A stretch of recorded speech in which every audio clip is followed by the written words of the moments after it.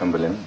I know, seeing those crowds, that crowd can be intimidating. Looking at it like that. It's a crowd we're used to. Oh, okay. Yeah, anytime Kwankwaso comes out, his people come with him. He has a cult followership. You said maybe APC lost Kano. We've lost Kano. We've already lost Kano. With this? Yes. Yes. For us allowing Kwankwaso to join the opposition, we've lost Kano. In spite of the governor being within your fold? I don't think he has the strength to defeat Kwankwaso. I don't think anyone in Kano has the strength to defeat Kwankwaso in Kano. Well, in terms of, what does defeating him actually mean? Because win election over him. If the aim is, even if you don't win it, if you get the perhaps requisite 5%. So, but that's what we're looking for. You want the outright win. If we consolidate and if we had spoken to Kwankwaso, it was a 3.5 million votes in Kano. That's enough to win elections in Nigeria. I thought they spoke to him already, but he was given certain conditions. Which I don't know. Some political termites around the president blocked him from seeing the president, because I'm aware and informed that he stood in this town on standby, waiting to see the president, and some people blocked him. I've said this so many times, Chamberlain. We can't win Kano without Kwankwaso, either in the APC or we partner with him in another party.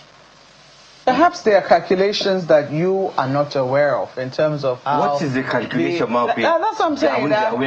In politics that your party is already looking to win elections without Kano. Maybe they think they can do without Kano. It's not just Kano that has a problem. Yeah. The 19 northern states. Let's talk about they all have a problem. Absolutely. Absolutely. What exactly are the problems, please? Yeah. Because for all we know, but what we are looking at here, we saw a number of governors defect from their parties, especially the PDP. What will surprise you more is a lot of those governors are not real. A lot of them are murmuring inside their stomach. They don't like the president. And he has given them a lot of money because of subsidy removal. I'm telling you, they can work against the governor, the president. That's what he doesn't know. They're not sincere people. So in spite of that, he's investing so much on the governors. I don't know how, whatever it is that is in Aso Rock that is making the president, imprison the president and not knowing what he used to know in Lagos. He's better than this. He was better than this in Lagos, politically. He's investing so much in people that are not supposed to be trusted. A lot of these governors do not have him 100% in heart. I'm telling you, once they see the opposition getting set, they join the opposition, either directly or indirectly. He's already invested so much, he's given them so much money by constitution. They must get that money because subsidy is removed. They have so much money to work against us. So why then do you think, in spite of all of that, they still come in and join the party? It's for a better betrayal. Oh. Yes. If I'm on the opposition, they feel if they are on the opposition, the government will go for them. Nobody wants to fight the government. How is this going to play out? Because the presidential election comes first, before the governor's election. If they betray him at that point, isn't it possible too that he will in turn then say, or if he sees the signs of that betrayal, and then maybe recovers quickly, and then succeeds, wouldn't they themselves lose out? Absolutely. If he sees the betrayal, and he wins the election, they're in trouble. That is it. So it's a gamble for them. Yes. But it's not. What I'm talking about is not like it's late for us. It's 10 months to elections, and in politics, 5 minutes matter. So it's not like it is over for us. I'm just saying this for the president to wake up. The people around him and the people he's talking with are the wrong people. They give him wrong advice.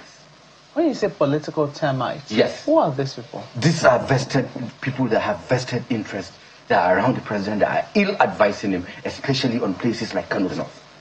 The foreign affairs minister just resigned yesterday and is going for the contest. The president is being ill-advised on somebody else. Maybe. You understand? And this is what we're hearing. And that person he's been ill-advised on is someone that the president sacked from NNPC last year. Balawunti. That is what the party is bringing in. I saw him in the forefront of our convention. Someone that goes to EFCC every day for corruption trials, corruption allegations. We want to put him in front because he's looking for shield. The same way Bala Muhammad did while he was at the EFCC facing corruption allegation while he was minister. Went for shield, immunity for 8 years. That is the same thing this other person is doing, and we're giving them the opportunity. We've become safe haven for corrupt individuals. You know, I find it a little, yesterday, I find it, well, even though Chamberlain had already said that, I still found it a bit of a surprise when, you know, we heard that Yusuf Tugar had resigned, Minister for Foreign Affairs. A number of people have been looking to health, for instance. It's unclear now if the coordinating minister for health will still be throwing his hat in the ring, or something they had been. If he does, he's also a good candidate for being a governor. They are better than any other person, especially Balawunti. Yeah, but both of them are better to be governors. There will be questions as to, shouldn't the party have been having conversations amongst its own, you know, because all of these stories that have been making the rounds before now. I mean, if I, just an ordinary journalist, is getting some of these feelers, I want to believe that the feelers will be stronger along the party hierarchy. And by now, there should be conversations, because there are questions as to on the ambitions of these people. Because if they're leaving the president's cabinet, there'll be questions as to but so far it's just one that has left. Oh, it's only one, yes. Yeah. But I don't think party today is 31. 31st. 31st. Yeah. They have to today to resign. So today we should be seeing a lot more, at least given some of the things that we have heard. We should have a clear picture of those who are left in the president's cabinet. And if, given what we have seen prior to this time, is what we really expect, some people say we should be seeing as many as 5 or 6 of the president's ministers exiting. You don't think so? So yeah, maybe some might go today. Yeah. Some had left. I think 2 left yesterday. So, but I'm just talking about what actually is happening in the 19 northern states. Yeah, but my question is, you don't think that that's a problem for the president? What problem? If his cabinet leaving to contest for? Yes. It's not a problem. In fact, it gives him more confidence. These are people he has worked with as ministers in his cabinet. He knows them. He knows them politically. In fact, he appointed them because they were politicians. They are better off of going there to contest than picking up people that you have sacked from office, public office last year, and somebody trying to push them on the president, giving them seats, in front seats of our political party, the Progressives political party, a party we formed as progressives, giving people that visit EFCC every now and then front seat in the party. Well, and now trying to give them a ticket to contest election in a state like Bauchi State. Bauchi in 2023 had 4 different parties that won elections. They're politically savvy. This is a state that had understood. This is the Tafawa Balewa state. This is a state that held Buhari on their shoulders. You've given us one state. You've spoken about Bauchi. You've spoken about, which other state have you spoken about now? But Bauchi is the one that immediately comes to mind. But we were talking about the 19 northern states in general. Well, Kano was the one that we started with. Kano and Bauchi out of it. There are 2 key states. Kano is in the northwest, Bauchi is in the So let me tell you, whatever happens in Kano from the campaigns to the elections affects a lot of states in the northern Nigeria, especially Katsina, Kaduna, Bauchi, Sokoto, some part of Kebbi, and some part of Zamfara state. What happens in Kano is a major shift in the politics of the northern Nigeria. In fact, it affects sometimes Yobe state. We lost all these states in 2023. Kano, Katsina, Kaduna, Yobe. We lost all these states in 2023. So whatever happens, it's like Kano is the center. It drives the narrative politically for other northern states, especially the big wigs, including Adamawa State.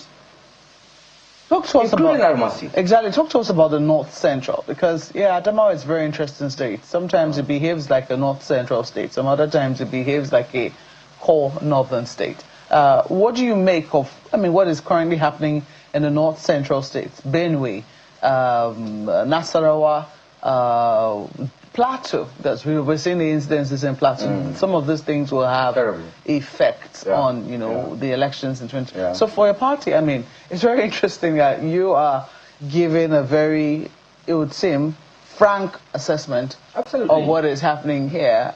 You are quite upset about the fact that your party has lost Rabi Musa Kwankwaso to the ADC. But tell us what you make of this other north central states. So just as you said, in Plateau State, we're going to have a problem because of the insecurity. Of course, if things are done well, we have 10 months.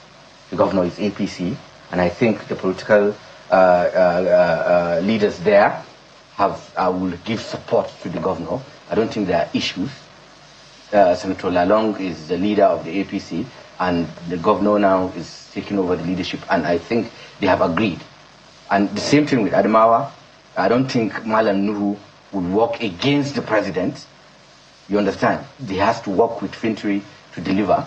Raba was a PDP state, is now APC. So, but have these people settled? Let me tell you how we do it. Whenever there is a change in the party leadership, after convention, the 60-40, especially when there is a merger, what former Governor Ganduje used to do, those 40% that are leaving the leadership are always given a token so that they stay back and enjoy themselves. Sometimes just ₦1 million or 2 million can do it for a ward party escort. To stay back where? And stay back in the party and feel that they are being recognized. It's like a severance package he gives them. Nothing is happening in Kano any longer. Nobody is speaking to them. A lot of party leadership in the ward, local government, and the state have left, and nobody is talking to them. And yesterday, the person that contested for governor in 2003, Gauna, had left. These were structures that worked for him. You've abandoned them. You didn't service them, no severance package. Nobody is talking to them. And you think they will not follow the person they worked for in 2023?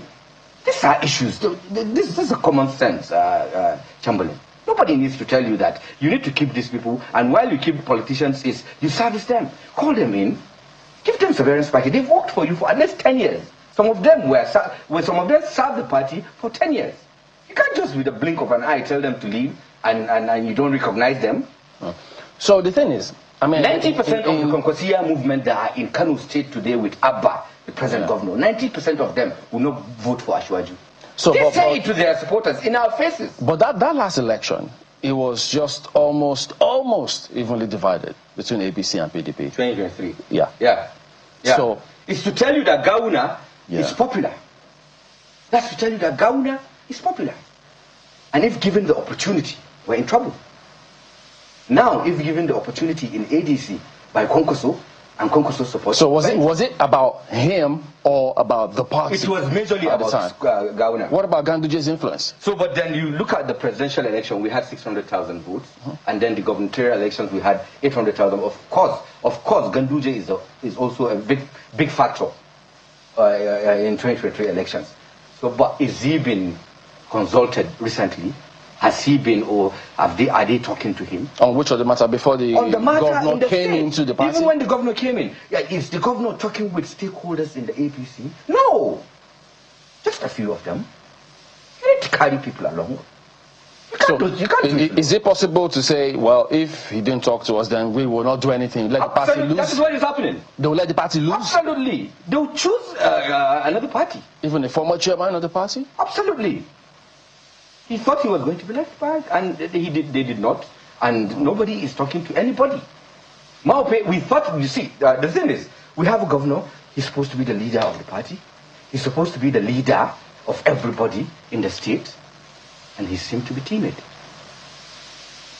No, I don't know who is advising Governor Abba. I will go out and vote for him, my people will vote for him, but there is trouble, because he's not talking with people. These people are APC. I don't know what is wrong. He needs to bring everybody together. When he came in, we were happy because we've gotten a leadership. And because we didn't have a leader before he came in.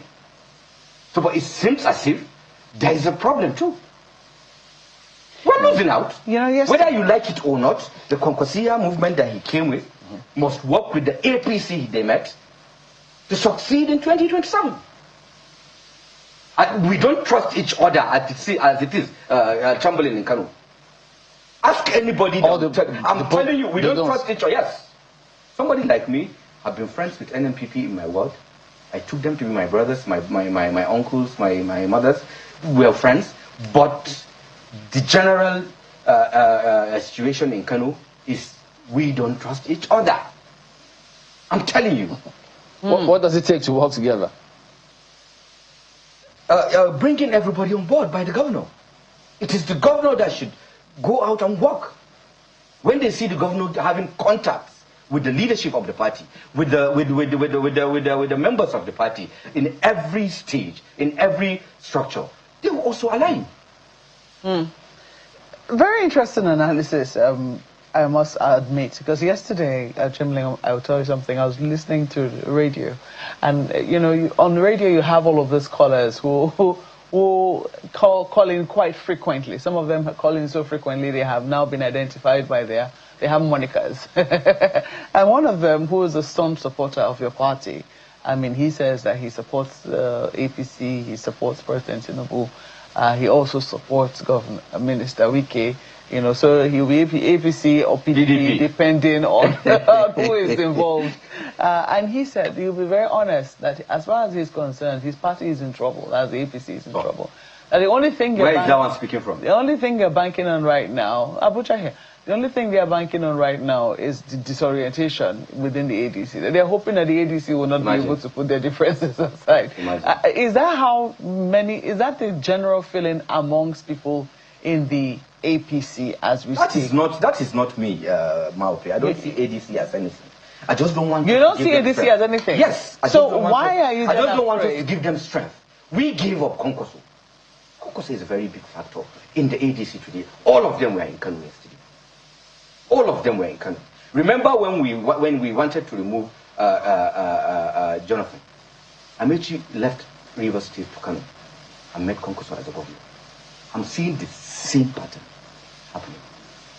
The same pattern. You know why I say this? The same pattern we use. Because don't forget, in removing Jonathan is what is the template ADC is using today. Because and we're looking at them. Why? Because we have refused to bring in our own members into ourselves. Yeah. So, but don't forget that. Chamberlain, don't forget there are 47 ministers in the cabinet. Can you call 30? No. Where are they? What are they doing? You've empowered them, you've given them ministries. A lot of them are angry. Ministers I am telling you. Angry with what? Angry with the government. Why? Because they feel... Are they not the government? What? Are they not the government? So, but then some of them are not comfortable. They feel they were given a job and they weren't given opportunity to serve people by maybe releasing budgets to them. Didn't you see the budget defense? Haven't you seen them saying, I got a 10% release, I got a 15% release? They are angry. We need to tell ourselves the truth. These people are still in the cabinet and a lot of them are going to work against us. I like Ashwaju, I will vote for Ashwaju, but I'll always tell him the truth. That is interesting. You're trying to paint a scenario just now. But you have said the ADC is not a factor. What then is making you afraid of what then is, really making you afraid of the ADC? It is our own self and the way we treat our own people.